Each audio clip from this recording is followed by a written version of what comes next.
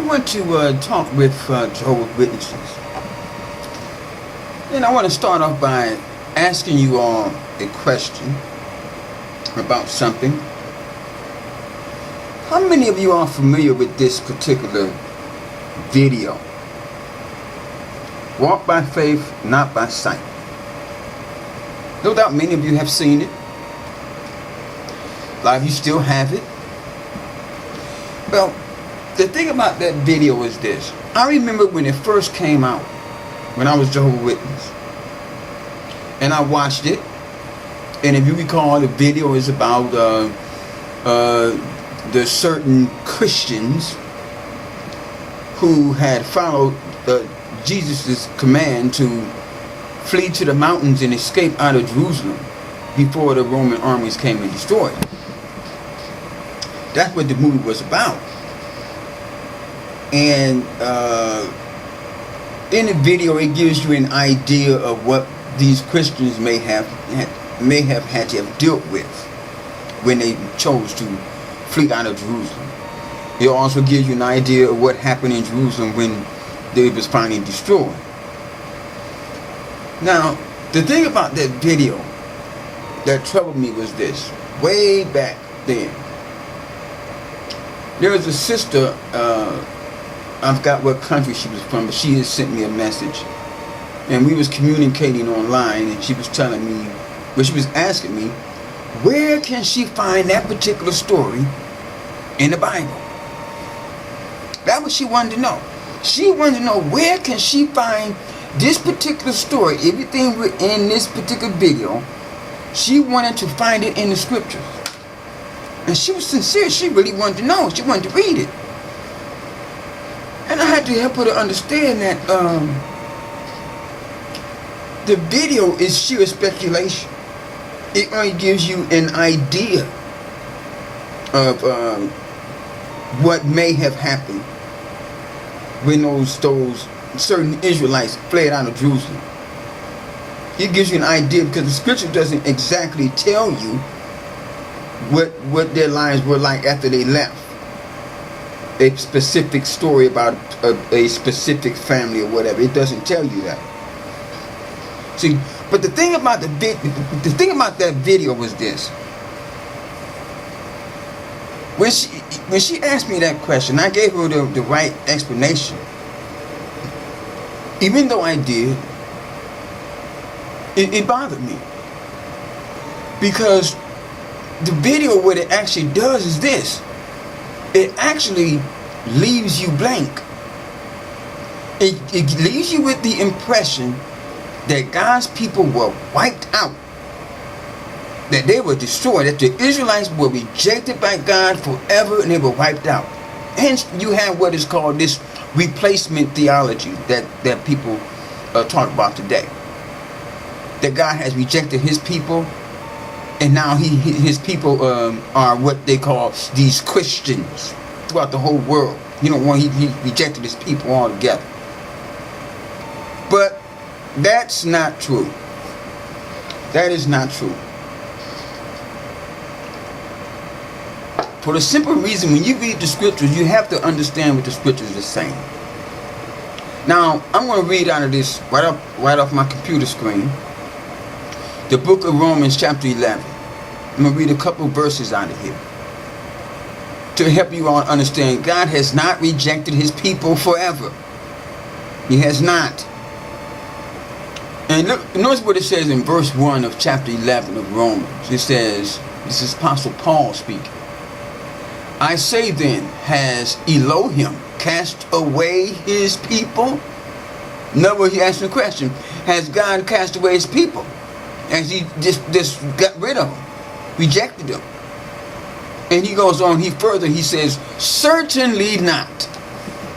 For I also am an Israelite of the seed of Abraham, of the tribe of Benjamin.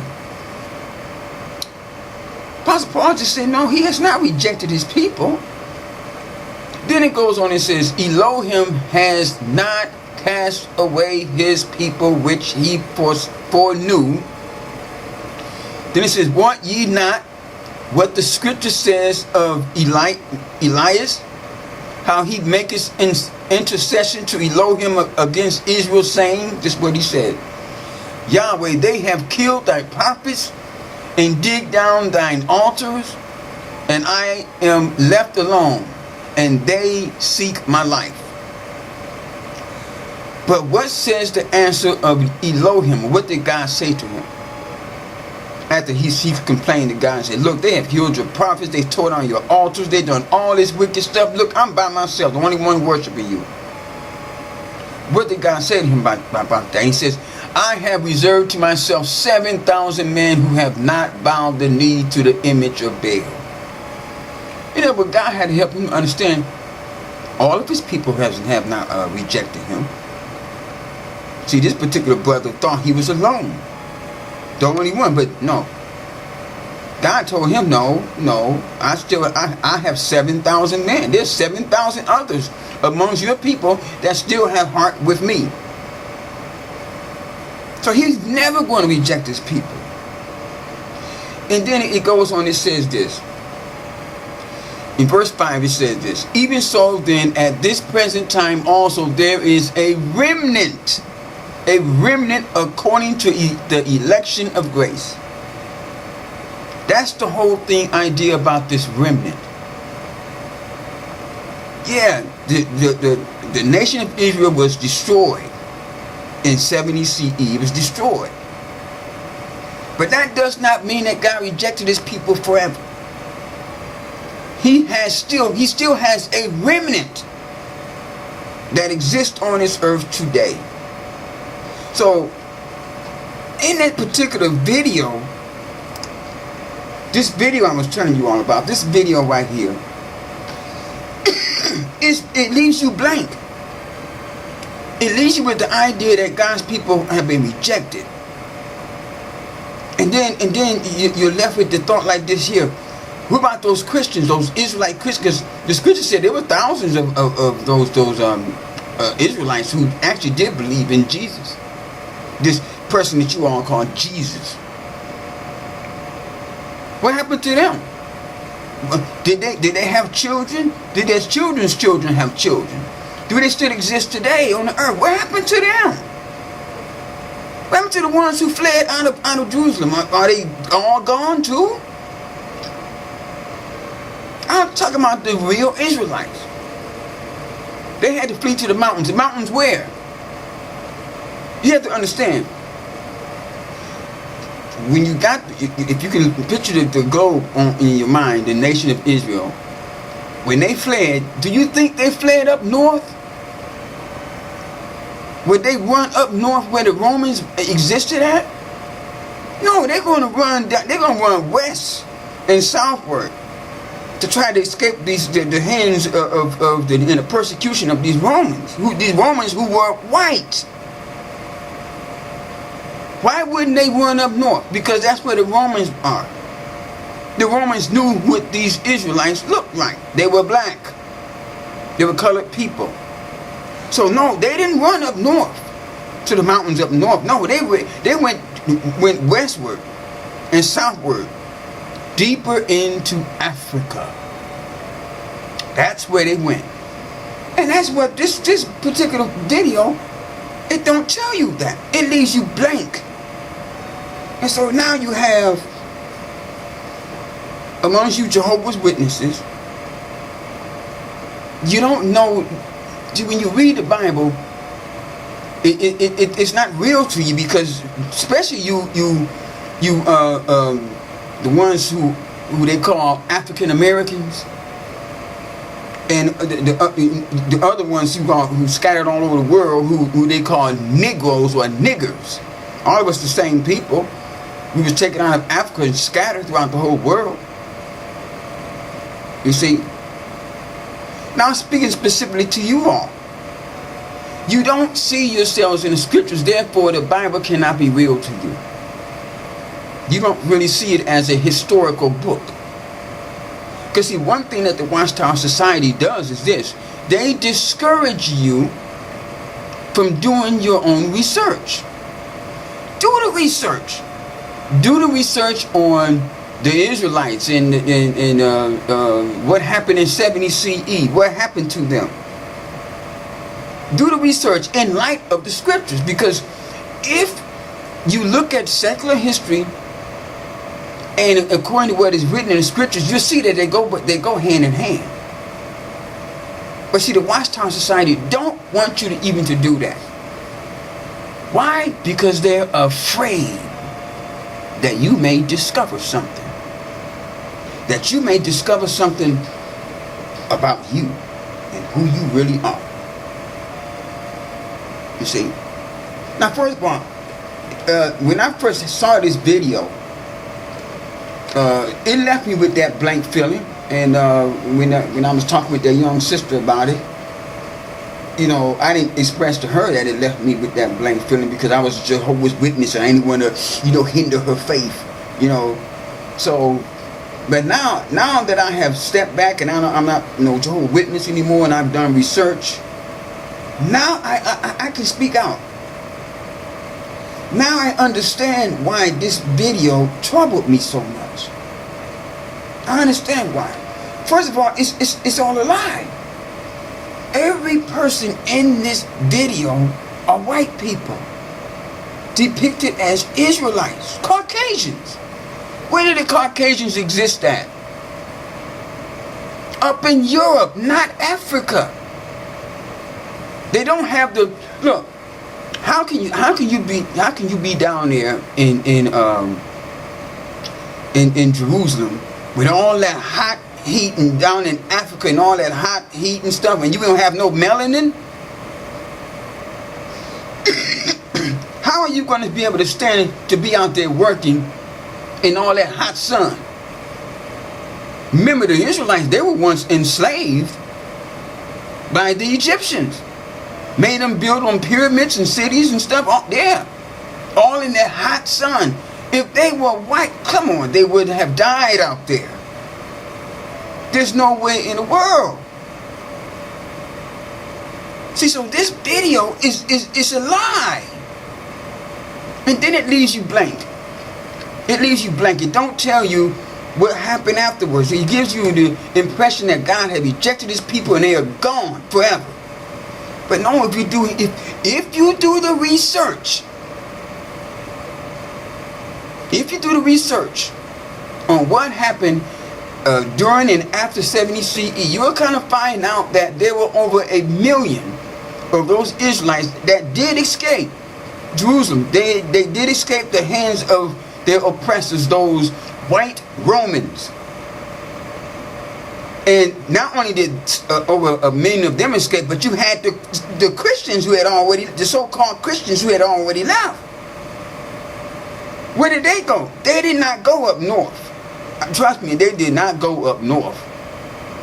Because if you're a black or brown person, you're trying to escape the persecution of these white Romans, and they existed up north in Rome. Why would you flee up in their direction when you're trying to get away from them? Why would you? It makes no sense. So those so-called Christians, as well as the over 1 million of those Israelites who escaped the destruction in 70 CE, they fled southward and westward, deeper into Africa. They fled into Africa. If you all do the research, you will understand that. And then this video right here, I mean, you know, I'm glad I kept it, you know, for the purpose that I'm talking about it right now. I wish I'd have kept a whole lot of other Watchtower Society's material, but when I discovered that it was all false, I was so upset. I threw out a lot of stuff. I still have some things, but I threw out over 30 years of publications, you know, propaganda, basically. You know, stuff to, you know, brainwash you. But I wish I would have kept some of that, because the stuff that I do have, I'm going to be giving some talks on this. Okay, but that's one thing that Jehovah's Witnesses don't, you know, they tell you don't do no research, and so as a result, when you watch videos like this, you sitting there thinking, oh, Because it just look, the video, it abruptly ends. It don't tell you what happened afterwards. It don't tell you what happened to these so-called Christians when they escaped. Did they continue to have children and family and generation after generation? Are they wiped out? What happened to them? Where are they? It gives you the impression that God's people don't even exist nowhere, that the true Israelites don't exist nowhere today. But I already did mention in several of my other videos that prove who they really are. Now, here's something I want to help you out to understand. I'm not going to make this video too long because I gotta get ready to go to work. But check this out. And you all, Jehovah's Witnesses, you all familiar with this. You see that image? That image right there, talked about in Daniel. That image. This image, as it says, this is out of one of you. This is out of one of you all publications. I forgot. I think it's one of your newer publications. Probably, maybe out of that new Bible that you have. This is what it says. It says 8 kings revealed. It says taken together the Bible books of Daniel and Revelation not only identify 8 kings or human rulerships, but also show the sequence in which they would appear. We can decipher those prophecies as we understand the very first prophecy recorded in the Bible. Yeah, these are all prophecies about, and this depicts the world powers. All the world powers. Okay? Now, this is what I want you all to understand about this. According to what you have learned in the Kingdom Halls and from your Watchtower studies and your different talks and other information, this is true. This is true. Every major world power, you have learned this. In some way or another, they have had their thumbs on the backs and the necks of God's people throughout history. Every major world power. You got Egypt. You got Egypt right here. Right here, you got Egypt. Then you have Assyria. Then you have Babylon. Then you have the Medes and Persians. Greece. And then Rome. Now, here's the thing. All of these world powers, they had their thumbs on the back of God's people. Even enslaved them. Now, you know that's to be true. And according to secular history, this is exactly what happened. God's people were enslaved in Egypt first. Then when the Egyptians were conquered and the Syrians came over and enslaved them too because of their rebelliousness. God had allowed it to them. Allowed it to happen to them. Then Babylon came and took them captive. Medo-Persians did the same thing. Then Greece. Every last one of these world powers were responsible for the enslavement and the brutality inflicted on them, against God's people. Now, here's the thing. You all know that today there is in existence what you all call the 7th world power, consisting of 2 kingdoms, a dual world power, right? Right? Hello, right? Ain't that true? You got the United States and Great Britain. You all have been told and taught that the United States and Great Britain are the 7th king, the 7th world power. Okay? Now remember, every major world power in history has always enslaved and had their thumbs on the back of God's people. So now here's the question. The United States and Britain, which really basically are, they're nothing but Romans under a different kind of kingdom. Who did they enslave? Hello? Who did Great Britain and the United States enslave and scattered all over the earth? Who? Remember, every world power has always had their thumbs on the backs and the necks of God's people.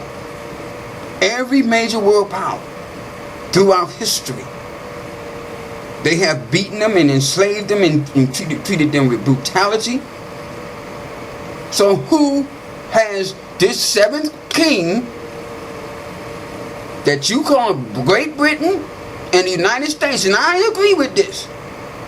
Who did they enslave? Who did they enslave? You have it right here. This is what you're looking at. You're looking at it.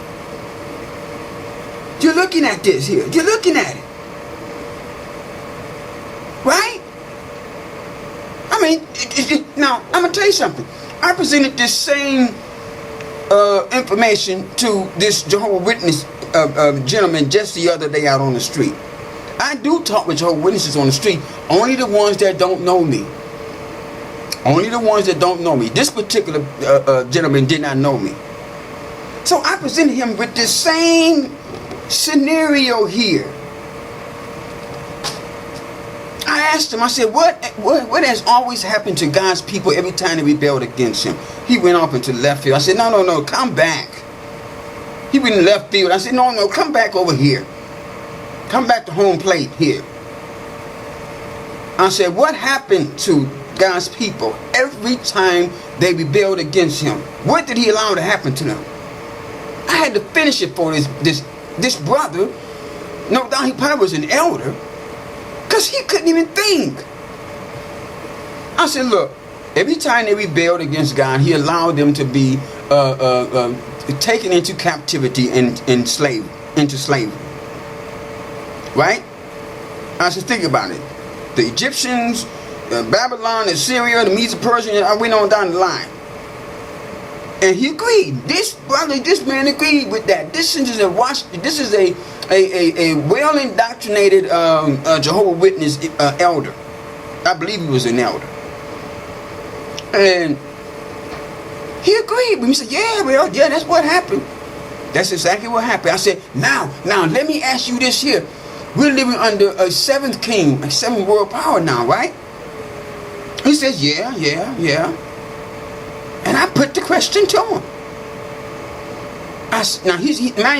He's a black brother.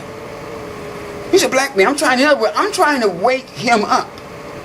I'm trying to wake up his mind and help him to see who he is and how he's been misled. So I just put the question to him. I said, now we live under the United States and Great Britain.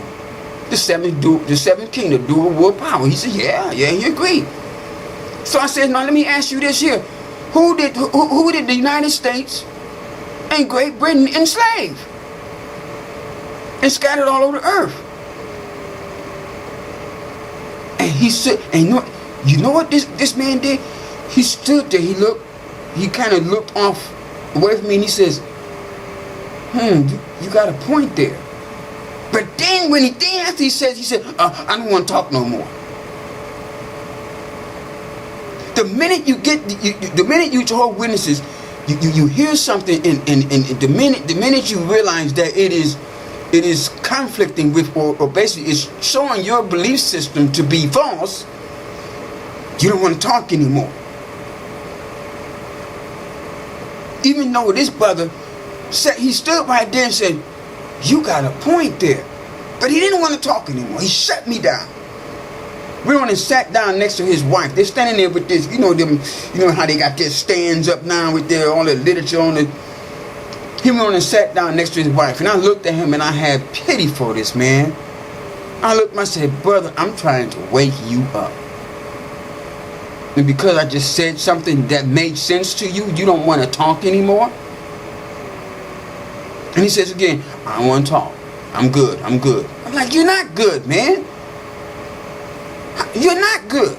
Looked like to me he wanted to dig a little deeper, find out if you're going to sit there and say, wow, you got a point there, but then you don't want to talk about it no more. Look like to me you should be one to investigate this. But let me not. You never know.